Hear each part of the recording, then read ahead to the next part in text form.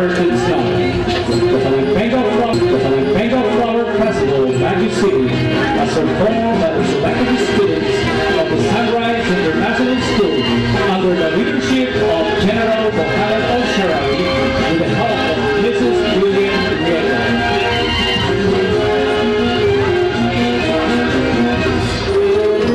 Ang Mascara Festival ng Bacolod City mula sa Elite International School sa pamumuno ni Ginoong Abdulrahim S. Al-Mutaid at sa pakikipag-ugnayan ni Ginoong Rizalino de la Cruz, punong guro, Ginoong Roger Patricio at Ginoong Hernan Avila. The Mascara Festival of Bacolod City has performed by the selected Ang production staff and crew na nagayos ng ilaw at tunog, Ginoong Henry Gia. ang mga nagsagawa ng video documentary mula sa Ultramedia International Foundation sa pamumuno ni Ginoong Jean Asuncion. Ang ating production assistant na si Ginoong Cesar Aguilar. Ang mga nagsagawa ng mga logistical support mula sa Embahada ng Pilipinas sa pamumuno ni Ambassador Antonio P. Villamor, Madam Rosemary Villamor, Ginang Rosario Maliksik, Ginoong Cotabato Arimaw at mga staff and crew ng Kasuguan ng Pilipinas.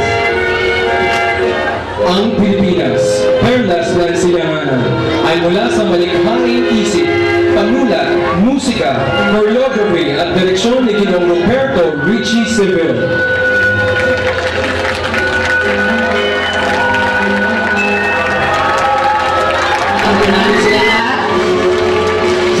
Salamat po sa inyo. Sa Sunrise International School na walang sawang nag-ayos po ng aming entablado, ang aming water cooler, ang aming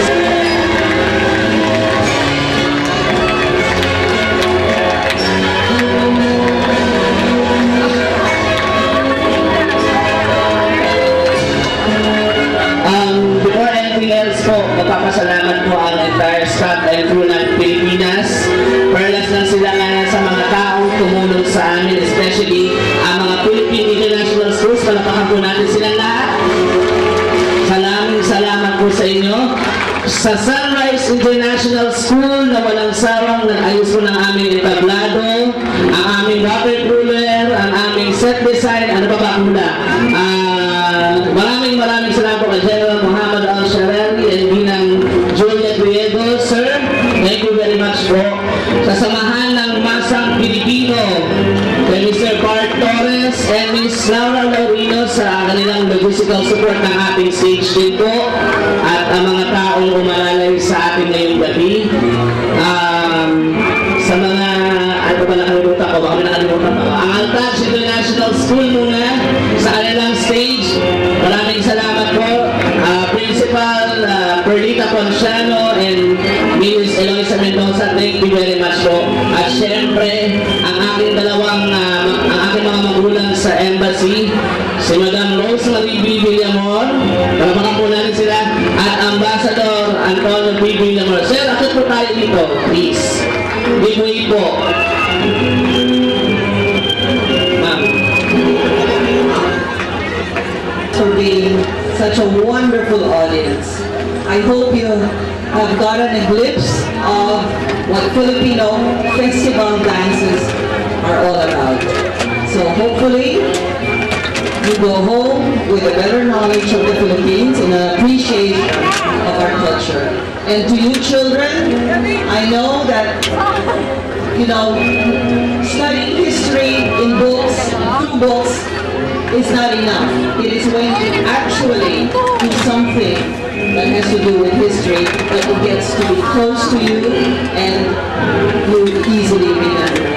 So congratulations for all your hard work. I know you work endless hours and maybe you have sore feet now, but today we are happy. You have a big warm heart and you all have smiles that you so well deserved. So congratulations to all of you. Thank you. Bago po ko makalimutan ng lahat, nagpapasalamat din po ako ng malaki sa International Philippine School in Riyadh sa kanilang suporta sa kanilang mga cast, mula po kay Principal Sinab Mabaning, kay Ma'am Jean Makalintal. Thank you very much po sa inyo lahat sa mga staff and personnel po ng I4SR, tsaka ang Ultramedia International Foundation. Thank you po kay Sir Jean Asuncion. Congratulations po, at saka ang Quadro Cantos. Maraming salamat Sir Prince and your crew. Naku pa kami ng miss out pa ako magsasabay muna sa Samba. Ang dati. Nasabi nila lahat, dapat sabihin, what I'd like to add is the fact that kung tayo lahat ay nagkakaisa, hindi ko po ang bahala ang polo to be with you. Kung tayo po nagkakaisa, wala pong hangganan ang mararating natin. Yun lang po ang masasabi ko sa ngayong gabi at nakita natin tayo nagkakaisa, this is what we have. Again, ang kailangan po natin dito ay magkaisa.